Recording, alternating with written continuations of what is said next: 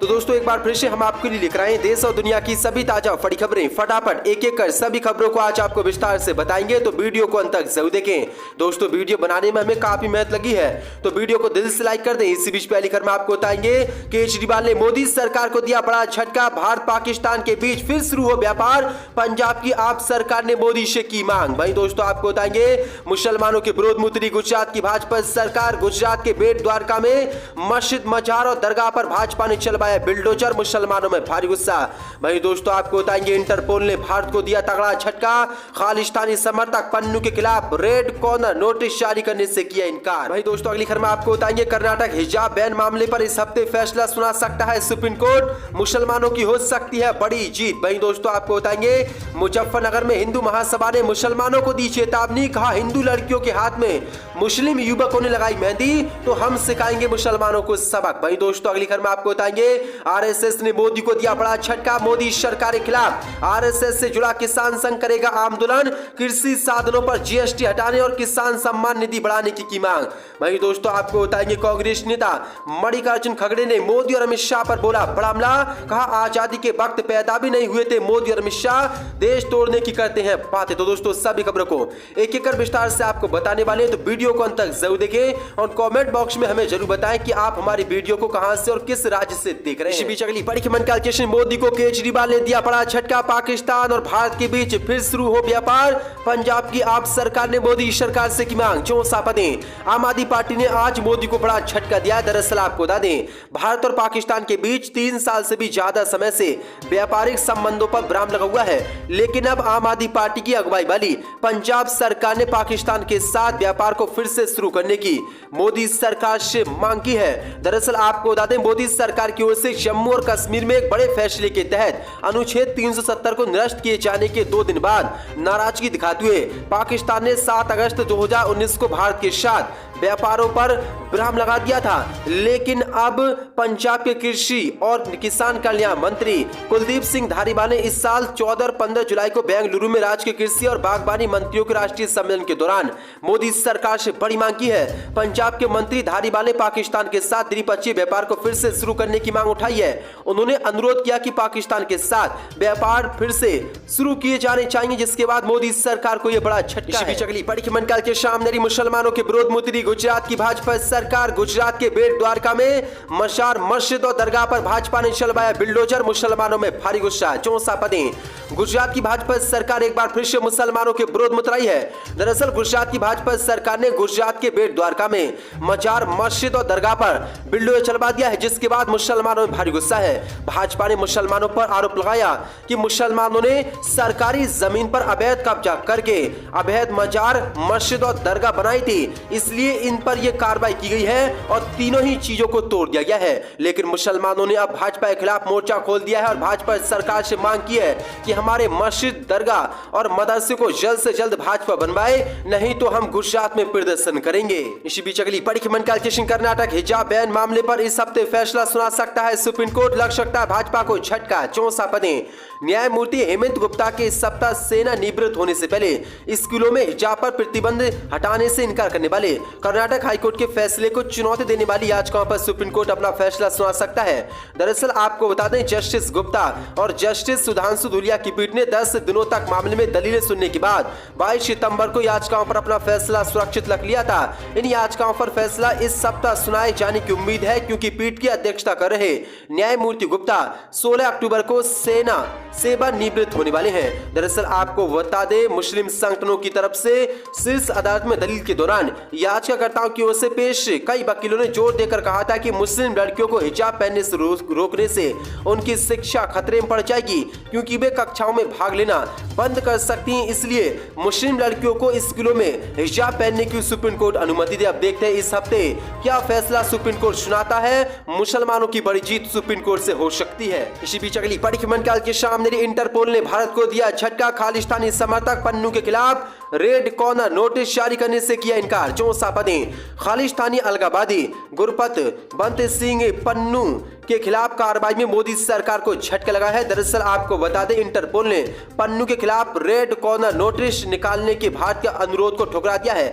पन्नू के खिलाफ red corner notice के लिए भारत की ओर से यह दूसरी बार प्रयास किया गया था। कनाडा आधारित पन्नू खालिस्तान समर्थक सिख फॉर जस्टिस ग्रुप का संस्थापक और कानूनी सलाहकार है। मीडिया रिपोर्ट के मुताबिक इंटरपोल ने संभवतः ये कहते हुए भारत के अनुरोध को ठुकरा दिया कि भारत इस मामले में पर्याप्त जानकारी प्रदान करने में विफल रहा है और इसलिए हम रेड कॉर्नर नोटिस जारी पन्नू के खिलाफ नहीं करेंगे। इसी बीच अगली बड़ी खबर निकालते हैं मुजफ्फरनगर में हिंदू महासभा ने मुसलमानों को दी चेतावनी। कहा, हिंदू भाई बेटियों के हाथों में मुस्लिम युवकों ने लगाई मेहंदी तो हम सिखाएंगे सबक। चौसा पदें। उत्तर प्रदेश से मुजफ्फरनगर जनपद में पहली बार विश्व हिंदू परिषद द्वारा पूरे जनपद में करवा चौथ के मद्देनजर 13 मेहंदी सेंटर बनाए गए हैं, जहां पर हिंदू बहु बेटियां आकर अपने हाथों में हिंदू युवतियों से मेहंदी लगवा सकेंगी। बता दें कि काफी समय से हिंदू संगठन करवा चौथ के दौरान हिंदू बहु बेटियों के हाथों में मुस्लिम युवकों द्वारा लगाई जाने वाली मेहंदी का विरोध करता आ रहा है, क्योंकि इन हिंदू संगठनों का मानना है कि करवा चौथ के दौरान मेहंदी लगाने के नाम पर मुस्लिम युवक हिंदू बहु बेटियों को बहला फुसलाकर लब जिहाद की ओर खींचते हैं। अखिल भारत हिंदू महासभा के कार्यकर्ताओं ने मंगलवार को अपने कार्यालय पर लठ पूजा कर ऐसे मुस्लिम युवकों को खुली चेतावनी दी कि अगर बाजार में कहीं भी किसी दुकान पर वह हिंदू बहु बेटियों के हाथों मेहंदी लगाते हुए पाए गए तो अखिल भारत हिंदू महासभा उन्हें बखूबी सबक सिखाएगी। इसके चलते विश्व हिंदू परिषद के द्वारा भी जनपद में अलग अलग जगहों पर 13 मेहंदी सेंटरों को बनाया गया है। दोस्तों, किस तरह से ये हिंदूवादी संगठन मुसलमानों से नफरत करते हैं। इसी बीच अगली बड़ी खबर निकालते हैं मोदी को लगा बड़ा झटका। मोदी सरकार के खिलाफ आरएसएस से जुड़ा किसान संघ करेगा आंदोलन। कृषि संसाधनों पर जीएसटी हटाने और किसान सम्मान निधि बढ़ाने की मांग। चौसा पदें। मोदी सरकार को आज आरएसएस ने बड़ा झटका दिया। दरअसल आपको बता दें, आरएसएस से जुड़े संगठन भारतीय किसान संघ ने भारत की मोदी सरकार से कृषि आदानों पर लगाई गई जीएसटी को पूरी तरह से खत्म करने के साथ ही बढ़ रही महंगाई के अनुपात में किसान सम्मान निधि की राशि बढ़ाने की मांग की है। किसानों से जुड़ी इन महत्वपूर्ण मांगों को लेकर आरएसएस से जुड़े भारतीय किसान संघ के कार्यकर्ता देश भर के सभी प्रांतों में ग्राम संपर्क, धरना, पदयात्रा जैसे कार्यक्रम के जरिए आंदोलन खड़ा करने का प्रयास कर रहे हैं। अपनी मांगों को लेकर मोदी सरकार पर दबाव डालने के लिए भारतीय किसान संघ इसी वर्ष 19 दिसंबर को दिल्ली में किसानों की एक बड़ी रैली किसान गर्जना रैली का आयोजन भी करने जा रहा है, जिसमें देश भर से लाखों की संख्या में किसानों को जुटाने का लक्ष्य रखा गया है और मोदी सरकार से मांग की गई कि जल्द से जल्द जीएसटी को मोदी सरकार खत्म करे और किसान सम्मान निधि बढ़ाए, नहीं तो आंदोलन अब आरएसएस करेगा। इसी के साथ दोस्तों बड़ी खबर निकालते हैं कांग्रेस के वरिष्ठ नेता मल्लिकार्जुन खड़गे का मोदी और अमित शाह पर बड़ा हमला। कहा, आजादी के वक्त पैदा भी नहीं हुए थे मोदी और अमित शाह, देश तोड़ने की करते हैं बात। चौसा पदें। कांग्रेस पार्टी के अध्यक्ष पद के उम्मीदवार मल्लिकार्जुन खड़गे ने गृह मंत्री अमित शाह और पीएम मोदी पर बड़ा हमला बोला है। उन्होंने गृह मंत्री अमित शाह के बयान पर पलटवार करते हुए सवाल किया पीएम मोदी और अमित शाह ने देश को आजादी दिलवाई है। उन्होंने कहा कि ये दोनों नेता जब पैदा भी नहीं हुए थे तब देश आजाद हो गया था, आजादी कांग्रेस की देन है। उन्होंने कहा कि अमित शाह जहां भी जाते हैं देश को तोड़ने की बातें करते हैं। देश के लिए जवाहरलाल नेहरू, इंदिरा गांधी, राजीव गांधी ने कुर्बानी दी, आपकी क्या कुर्बानी है? इतने साल कुछ नहीं हुआ तो एम्स इतने डॉक्टर्स इंजीनियर्स बनते क्या?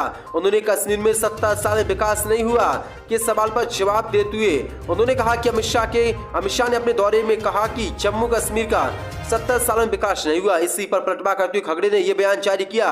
कांग्रेस अध्यक्ष चुनाव के लिए उम्मीदवार खड़गे जम्मू कश्मीर के दौरे पर हैं। उन्होंने यहीं पर अमित शाह और मोदी पर बड़ा हमला बोला और कहा कि देश में मोदी और अमित शाह नफरत फैलाते हैं और देश को तोड़ने की बातें करते हैं। अगली बड़ी खबर निकालते हैं बीजेपी भूली हिंदुत्व। उत्तराखंड के बीजेपी के विधायक बंशीधर भगत ने मर्यादा की सीमा की पार, हिंदू देवी देवताओं पर की आपत्तियां टिप्पणी। चौसा पदें। अपने विवादित बयान को लेकर सुर्खियों में रहने वाले उत्तराखंड से बीजेपी के विधायक और पूर्व कैबिनेट मंत्री बंशीधर भगत ने फिर विवादित बयान दिया है। इस बार उन्होंने हिंदू देवी देवताओं पर आपत्तियां टिप्पणी की है। दरअसल अंतर्राष्ट्रीय बालिका दिवस के मौके पर बाल विकास विभाग की ओर से हल्द्वानी में रामपुर रोड स्थित निजी बारात घर में बालिकाओं के लिए कार्यक्रम का आयोजन किया गया था। इस कार्यक्रम में काला ढूंगी विधायक बंशीधर भगत पहुंचे थे। इस दौरान उन्होंने जनता को संबोधित कर विवादित बयान दिया। उन्होंने कहा कि बालिकाओं का हमेशा सम्मान होता है, लेकिन बालिकाओं को भी